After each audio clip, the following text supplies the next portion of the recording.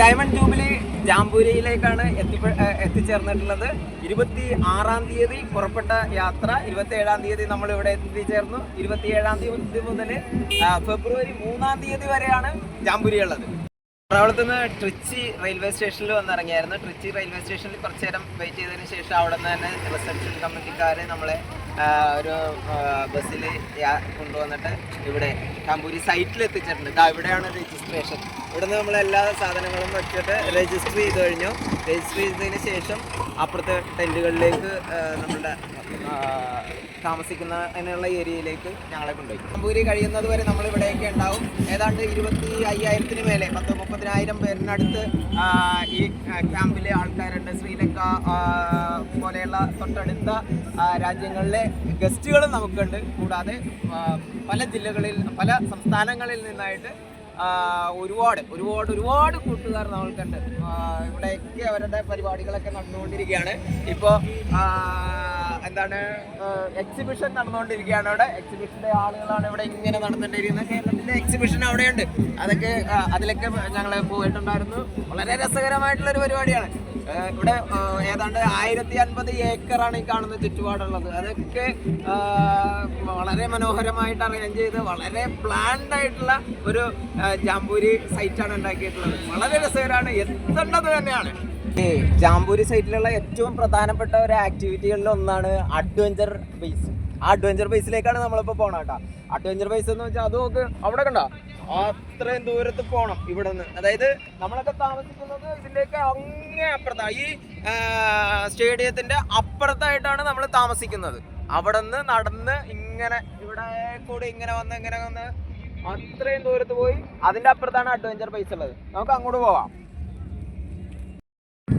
നമ്മൾ അഡ്വഞ്ചർ ബേസിൻ്റെ ഏരിയയിൽ എത്തിയിട്ടുണ്ട്. ഇത് ഈ റോഡിൻ്റെ ലെഫ്റ്റ് സൈഡിലായിട്ട് അഡ്വഞ്ചർ ബേസാണ്. ഇതുണ്ടോ, അപ്പുറത്തേക്ക് മുഴുവൻ അഡ്വഞ്ചർ ബേസുകളാണ്. ഈ റോഡിൻ്റെ റൈറ്റ് സൈഡിലായിട്ട് ഫൺ ബേസുകളാണ്. ഇവിടെയൊക്കെ ഫൺ സിറ്റി എന്നറിയപ്പെടുന്ന ഫൺ ബേസുകളാണ് ഇതിൻ്റെ അകത്ത് മുഴുവൻ. ഏക്കർ കണക്കിന് സ്ഥലത്തിൻ്റെ അകത്താണ് ഇത് സെറ്റ് ചെയ്തേക്കണം.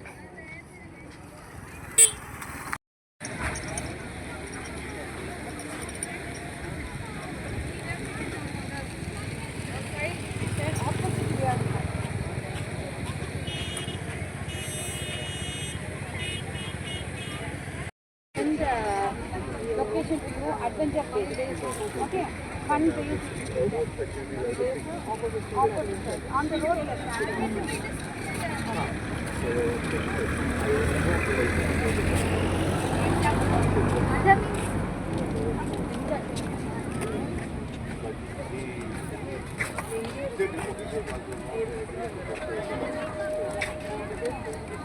Once we denied now, why are you going to only one area?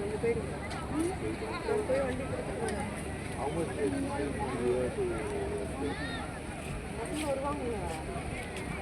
on this road?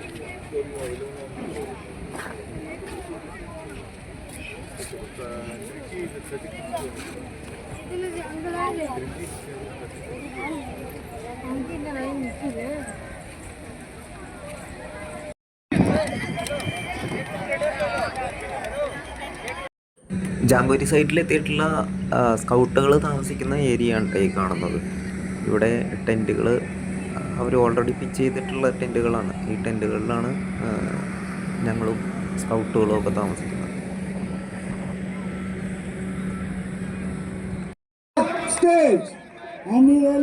Main പ്രോഗ്രാമുകളൊക്കെ നടക്കുന്ന അറീനയാണ് കേട്ടോ ഇത്.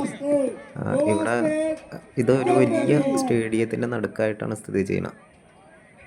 ഏതാണ്ട് 100,000 പേർക്ക് ഇരിക്കാവുന്ന ഒരു സ്റ്റേഡിയമാണ് പണിത് വെച്ചിട്ടുള്ളത്. ടെമ്പററി ആയിട്ട് പണിത് വെച്ചിട്ടുള്ള ഒരു സ്റ്റേഡിയത്തിൻ്റെ നടുക്കാണ് ഈ വലിയ അറീന ഉള്ളത്. ഇത് കണ്ട, ഇതാണ് സ്റ്റേഡിയം.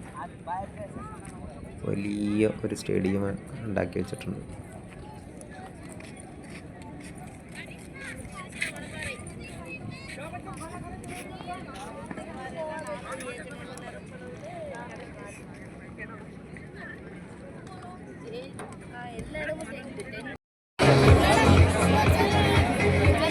Hello, colour party